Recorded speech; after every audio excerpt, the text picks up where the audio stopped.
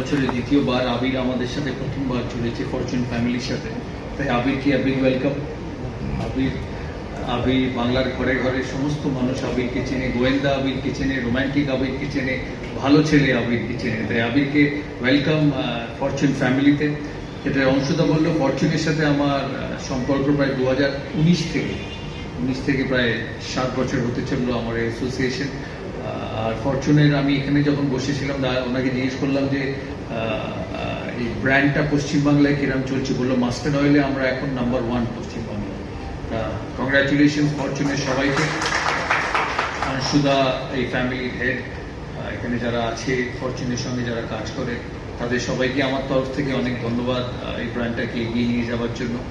আর ইলিশ যখন বর্ষা আসে, বৃষ্টি পড়ে, এখন যেটা খুব হচ্ছে লাস্ট 1-1.5 মাস ধরে, কখনো ভালো লাগে কখনো ভালো লাগে না এই বর্ষা।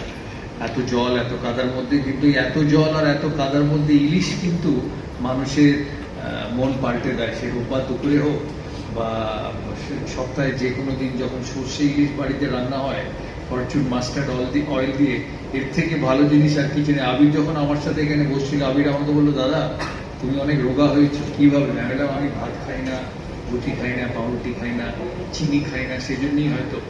আবির বললো, কিন্তু এই ইলিশের ছবিটা দেখি এর সাথে যদি ভাত থাকে তাহলে কি করে সেটা কন্ট্রোল করা সম্ভব?